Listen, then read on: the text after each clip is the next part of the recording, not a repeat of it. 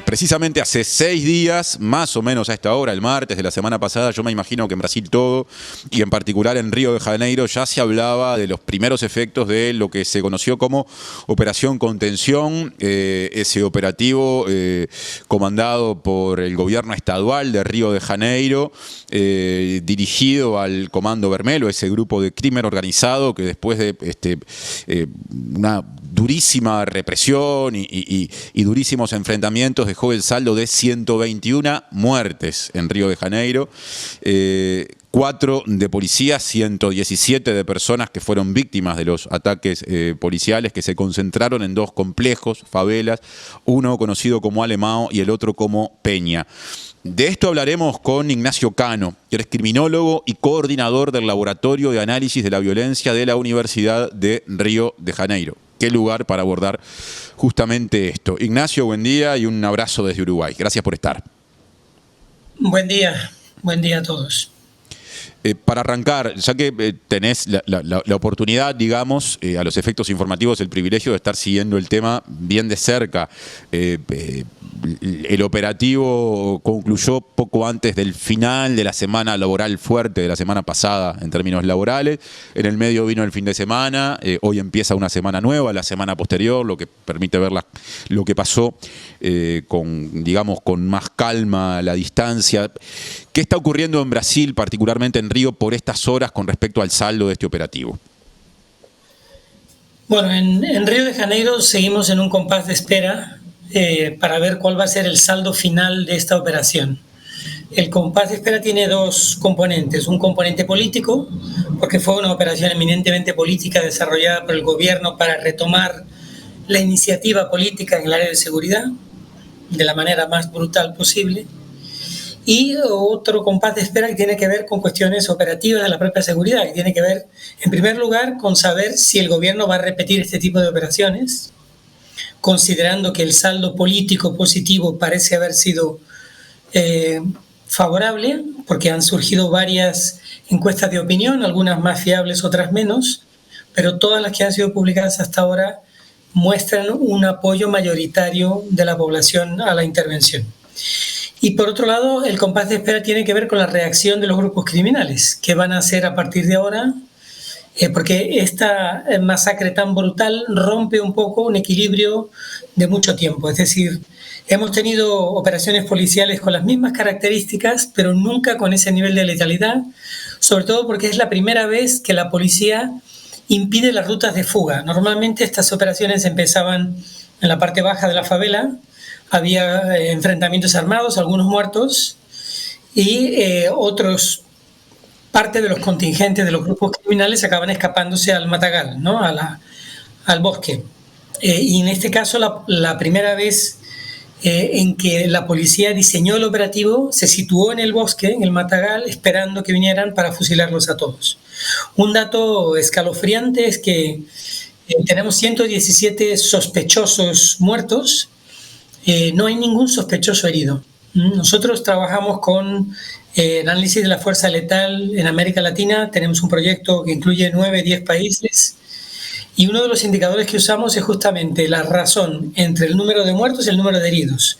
En cualquier enfrentamiento armado legítimo, incluso militar, incluso bélico, siempre hay más heridos que muertos, ¿no? Los partes de guerra tienen 4 veces más, 3-4 veces más heridos que muertos. Entonces, cuando hay más muertos que heridos, es un indicador claro de que la intención de la operación no fue cumplir mandatos de búsqueda y de aprehensión, de captura, fue realmente eliminar a los elementos supuestos integrantes del grupo criminal. Y en este caso tenemos 117 muertos y no tenemos ningún herido sobreviviente, lo cual da una idea de cuál fue la intención de la operación y del grado extremo para algunos éxito, para otros barbarie que llegó a alcanzar la operación. Otro de los indicadores que usamos es la razón entre muertos de la policía y muertos entre los opositores. Siempre hay más muertes entre los opositores porque la policía usa chalecos antibalas, está entrenada, actúa en grupo, entonces siempre es normal que en los enfrentamientos armados entre policía y sospechosos haya más muertos entre los sospechosos.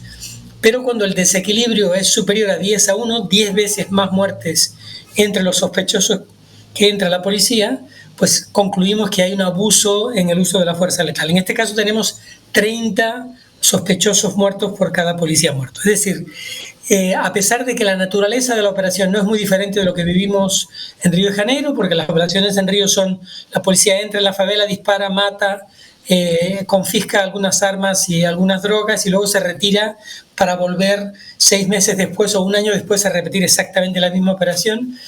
Pero las características de esta operación, la altísima letalidad y la forma como fue diseñada, van a marcar un antes y después de la seguridad en Río y tal vez más allá de Río en otros lugares del país. Entonces Ignacio, estamos todos esperando qué va a suceder.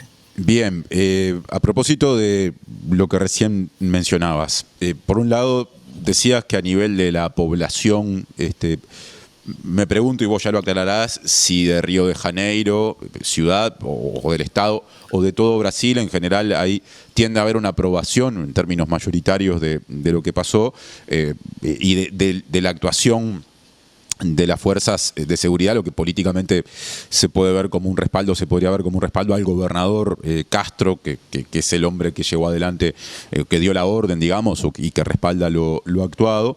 En todo caso, ya agregarás valoraciones políticas, pero esto como introducción. La pregunta es, teniendo en cuenta lo que enumerabas de lo que se puede deducir como finalidad de un operativo que evidentemente, según lo que decías, tuvo como objetivo ir a matar a determinadas personas, independientemente de que hubiera órdenes de captura o no.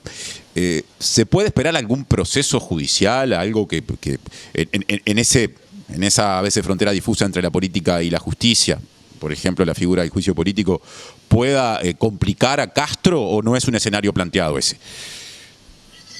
Nosotros hemos estudiado estos fenómenos hace muchos años, hace 30 años. Hace 30 años justamente el gobierno de Río instauró un premio para los policías que mataban, lo que se llama aquí premio Faroeste, ¿no?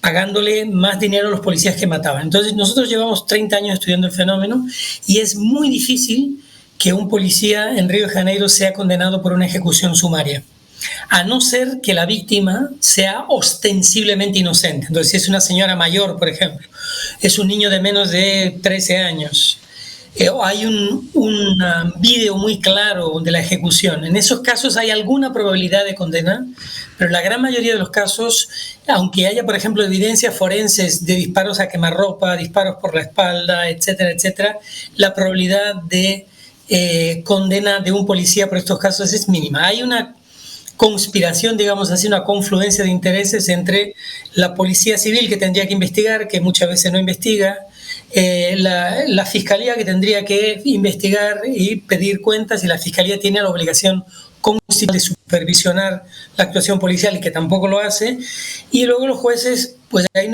algunos jueces que indirectamente han aplaudido ese tipo de operaciones. Entonces, la probabilidad de una condena es muy baja. Por otro lado, tenemos una condena de la Corte Interamericana de Derechos Humanos a Brasil y específicamente a Río de Janeiro por 2 masacres que ocurrieron en 1993 y 94. Entonces, esa condena de la Corte Interamericana, que es de obligado cumplimiento para Brasil, porque Brasil reconoce la competencia de la Corte, obliga, por ejemplo, a que el Brasil ponga presente todos los años un informe del uso de la fuerza letal, cosa que no ha hecho hasta ahora, y obliga también al Estado de Río de Janeiro a que presente un plan de reducción de la letalidad policial. Entonces tenemos una situación muy irónica en que el gobernador, por un lado, le presenta a los tribunales, al Tribunal Supremo brasileño, los supuestos planos de reducción de la letalidad policial, las medidas que toma, la instalación de cámaras en los uniformes de los policías, el emplazamiento de ambulancia cuando hay una operación policial, este tipo de medidas. Y por otro lado, el gobierno desarrolla este tipo de operaciones de exterminio, porque no tienen otro nombre, son operaciones de exterminio. Y además lo hace, como comentabas anteriormente, por un propósito político, porque el gobernador estaba muy debilitado. El área de seguridad va a ser el área fundamental de la campaña electoral del año que viene al gobierno del Estado.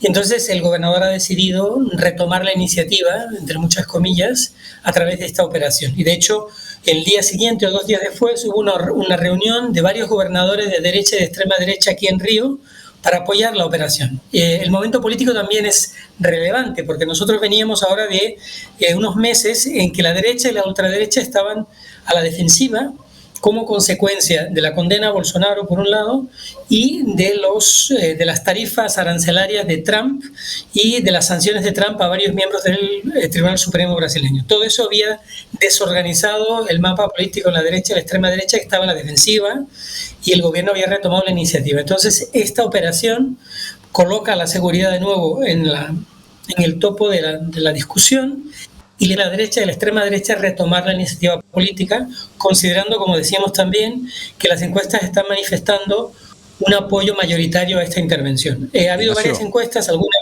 ¿Sí? De lo que decías se desprende, me corregirás si no hago la lectura correcta, que un escenario de, pongo en voz alta, no sé, posibilidades políticas que sé que existen en distintos países, de juicio político contra el gobernador Claudio Castro, no parece el más probable. ¿Me equivoco si hago esa lectura? O juicio político, la probabilidad es cero directamente. Lo que podría suceder, porque hemos tenido varios relatos de que algunos de los muertos han sido decapitados y sus cabezas han sido colgadas en los árboles. Hemos tenido varios relatos de varios cuerpos con navajazos, con arma blanca. Entonces, lo único que podríamos aspirar es que algún policía tal vez sea responsabilizado por alguna de esas muertes. Pero juicio político contra el gobernador, hoy por hoy, la probabilidad es nula. Ya que lo estamos mencionando, ¿quién es Claudio Castro? ¿Cómo caracterizarlo? Ya nos hablaste de la debilidad política con la que llegó a esta instancia y de cómo esto se puede ver como una estrategia hasta de sobrevivencia o de supervivencia política, una especie de adelanto de la campaña electoral. Pero ¿de dónde viene? ¿Qué tan cercano es al expresidente Jair Bolsonaro? ¿A qué partido pertenece? Vamos a definirlo. Sí, Claudio Castro entra en la campaña electoral del 2018 como candidato a vicegobernador en una candidatura prácticamente desconocida, encabezada por una persona llamada Witzel, que hace campaña diciendo justamente que hay que dispararle a la cabeza de los criminales, que la policía tiene que dispararle a la cabeza de los criminales. Entonces, en lo que fue una auténtica revolución política en Brasil, Witzel ganó la campaña electoral siendo un desconocido 4 semanas antes de la votación a través de mensajes de WhatsApp de los grupos más conservadores, ¿no? Y de los grupos bolsonaristas. Entonces, Witzel gana el gobierno de manera sorpresiva y empieza un mandato que se caracterizó justamente por la muerte de personas a manos de la policía. En el año que él fue gobernador, la policía en Río mató casi 2.000 personas en ese año. Este gobernador Witzel es procesado por corrupción y es destituido. Hay un juicio político que lo destituye. Entonces Claudio Castro, que era el vicegobernador, era una persona bastante desconocida, asume el gobierno. Asume el gobierno en ese momento, termina ese mandato y se presenta a la reelección, hace una articulación política amplia con muchos alcaldes de la región y consigue reelegirse en primera vuelta. Claudio Castro pertenece claramente a la esfera bolsonarista del grupo de extrema derecha, pero ha tenido también muchas dificultades y limitaciones. Entonces, por ejemplo, la aspiración de Claudio Castro es ser candidato, porque él no puede reelegirse de nuevo, ya ha sido reelegido una vez.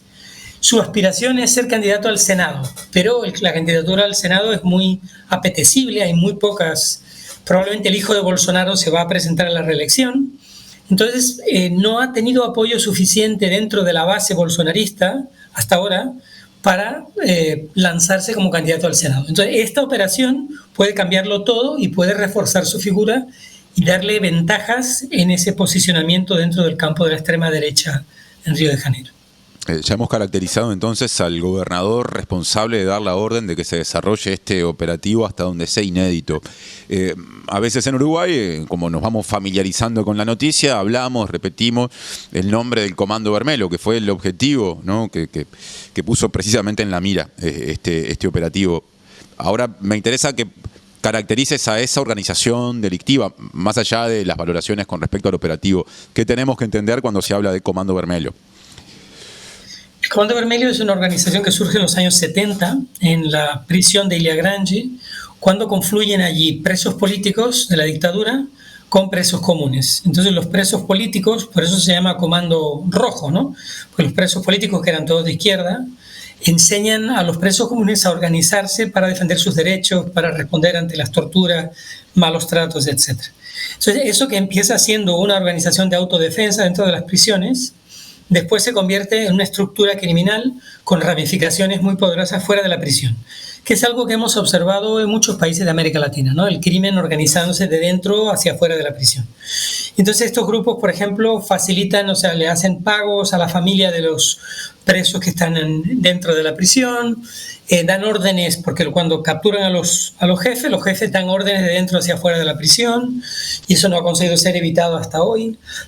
Y son en realidad redes de solidaridad mutua entre grupos criminales muy locales. En Río el modelo que tenemos es lo que llamamos el dono do morro, ¿no? El dueño del morro, el dueño del cerro. Y es el que manda sobre la venta de drogas y sobre todo lo que pasa en su comunidad. La policía solo viene de vez en cuando a disparar, pero no tiene presencia permanente. Entonces, el Comando Vermelho es una asociación entre muchos de estos dueños del cerro que se prestan ayuda mutua en caso de invasión o cuando ellos mismos quieren invadir otro territorio, pero no es una organización estructurada, unificada, con un comando claro. En los últimos 15 años ha habido un gran cambio en Brasil, porque los dos grupos criminales más importantes, el Comando Vermelho en Río de Janeiro y el primer comando de la capital en São Paulo, se han extendido a los estados del norte y nordeste. Entonces, lo que eran organizaciones, digamos, estatales, ahora son organizaciones plenamente federales, que tienen presencia en la gran mayoría de los estados, donde tienen alianzas con otros grupos criminales locales, y eso también les facilita sus circuitos de transferencia de drogas, de armas, etc. Entonces, hoy por hoy, el Comando Vermelho, no sabemos exactamente el número de integrantes, pero tiene con seguridad muchos miles de integrantes, asociados por lo menos, en muchos estados de Brasil y ciertamente en Río de Janeiro. Lo que hace la policía, en este caso el gobierno, es atacar lo que es considerado el cuartel general del Comando Vermelho, que es el complejo de La Peña y el complejo del Alemán. Y esto entra dentro de una lógica bélica, es decir, no se trata... Los mandatos de captura son una disculpa, y de hecho pocos de los que han sido muertos estaban incluidos entre aquellos que eran buscados. El objetivo es militar, es decir, debilitar el corazón, el cuartel general del ejército enemigo. Y otro tema que me parece muy importante es que la terminología que está usando el gobierno usa, por supuesto, neutralizar en vez de matar, y usa un término que está promovido por el gobierno Trump en Estados Unidos, que es el término de narcoterroristas, que es un término un poco paradójico, ¿no? Porque el terrorismo en general se caracteriza por tener objetivos políticos y que son perseguidos a través de la violencia indiscriminada. Y los narcos lo que quieren es un beneficio económico, evidentemente, y no pretenden tomar ningún gobierno. Pero este término de narcoterrorista está siendo usado por varios gobiernos en la región, incluido el gobierno de Río y el gobierno Trump, para justificar lo que son en realidad ejecuciones sumarias, es decir, muertes de personas que son sospechosas de cometer crímenes, como está haciendo ahora Estados Unidos con lanchas en la costa colombiana y en la costa venezolana. Entonces hay también una alianza política más allá de Brasil entre la extrema derecha, digamos, continental, que está intentando aprovechar este tipo de términos para justificar ejecuciones sumarias. Y es importante también que se diga lo siguiente: existen leyes antiterroristas en muchos países, pero las leyes antiterroristas lo que determinan en general es un alargamiento de la prisión provisional o una disminución de algunas garantías procesuales. Pero ninguna ley antiterrorista permite ejecutar personas, permite matar personas simplemente por el hecho de pertenecer a grupos terroristas. Entonces, lo que estamos viendo es una distorsión legal, pero que retóricamente le funciona a estos grupos y a este proyecto político para justificar sus políticas de exterminio. Ya que estamos hablando de lo que se hizo, con respecto a lo cual expresás una visión crítica, nos interesa contrastar lo que se hizo con cosas que, según información que se puede recabar hoy con facilidad, se habían hecho en su momento en Río de Janeiro y aparentemente en los últimos tiempos quedaron de lado. Por ejemplo, la creación de la unidad de la policía pacificadora, que permanecía en los territorios donde operaba el narcotráfico para evitar enfrentamientos armados. ¿Cuándo funcionó esa unidad de la policía pacificadora? ¿Qué evaluación haces de los resultados que dio y cómo hay que entender que esa estrategia ya no se está empleando, si esto es así? Sí, la unidad de policía pacificadora comienza a finales de 2008 como una experiencia aquí en Río. Es importante entender también que en aquella época Río iba a recibir la Copa del Mundo de Fútbol, el Mundial de Fútbol, y la Olimpiada. Entonces, en ese contexto, las políticas de exterminio, las políticas de masacre como esta, pues evidentemente no eran muy bien recibidas, porque es muy difícil celebrar una Olimpiada o celebrar un Mundial de Fútbol en este contexto, ¿no? Y el gobierno de Río en aquella época cambia su política y ejecuta esta nueva iniciativa que consistía en que la policía entraba a las comunidades dominadas por el tráfico, entraba con un contingente muy grande armado para evitar justamente la resistencia armada, ¿no? Y el enfrentamiento armado, y luego permanecía en el territorio para intentar recuperar el control territorial. Entonces, en principio nosotros evaluamos esta iniciativa. Al principio tuvo un resultado bastante positivo en términos de reducción de homicidios y de reducción sobre todo de los homicidios cometidos por la propia policía, porque ya la policía no subía disparando cada 6 meses, sino que permanecía, y también la permanencia de la policía hacía más difícil que otros grupos criminales intentaran tomar el territorio. Entonces, en los primeros años fue un gran éxito. Después, posteriormente, las cosas empezaron a complicarse. La iniciativa nunca llegó hasta el final, porque el final de la iniciativa era crear una policía de proximidad, que sería, digamos, como una policía comunitaria que cambiara la relación entre la policía y la comunidad, porque las comunidades tienen horror a los grupos criminales, que son tiránicos, pero también tienen horror a la policía que sube disparando, donde hay mucha corrupción, mucha violencia, muchos abusos. Entonces, las comunidades viven entre dos fuegos, ¿no? La policía y los criminales.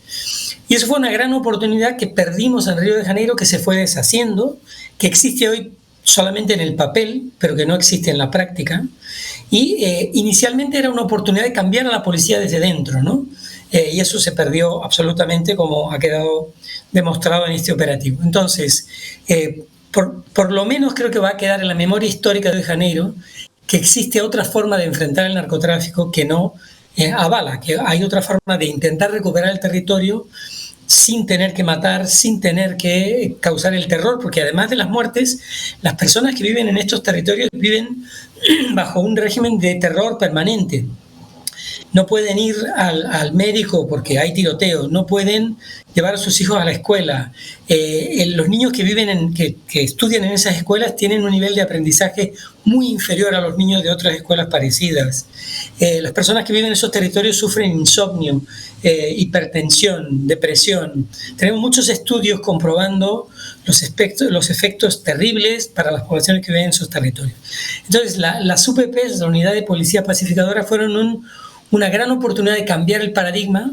Empezaron bien, luego se fueron perdiendo, pero por lo menos quedará en la memoria histórica que existe otra forma de abordar el problema, y esperemos que haya una nueva coyuntura política en la que estas políticas de recuperar el territorio de forma pacífica puedan ser recuperadas. Me consta, Ignacio, que has trabajado particularmente la cuestión de estudiar qué funciona y qué no para reducir justamente los homicidios como problema. Hace poco tiempo, digamos, el año pasado, presentaste un trabajo en ese sentido con alguien que conocemos en este programa, Emiliano Rogido, sociólogo que es asesor actualmente del Ministerio del Interior aquí en Uruguay, que es coordinador del Plan Nacional de Seguridad Pública que se hace en Uruguay. Y ya que entramos en un momento de la entrevista que nos permite contrastar estrategias, contrastar lo que se hizo en Río de Janeiro la semana pasada con ese saldo de muertes, de 121 muertes, con otras posibilidades, también de las noticias internacionales, surge que hace poco tiempo en Brasil, con respecto al otro gran grupo criminal, el primer comando de la capital, el que opera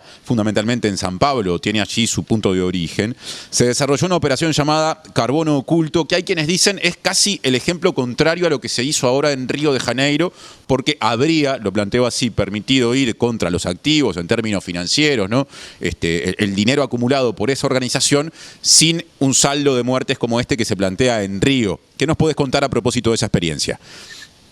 Exactamente, creo que lo has descrito muy bien. Esa operación Carbono Oculto no disparó ni un solo tiro y consiguió desarticular tentáculos financieros del crimen organizado, en concreto del PCC. Es muy importante que se diga lo siguiente: todo crimen organizado tiene por detrás funcionarios públicos corruptos, todo crimen organizado. Y cuando uno tiene una organización de esa dimensión, evidentemente las redes financieras de lavado de dinero son importantísimas, y es así que se puede debilitar el crimen organizado.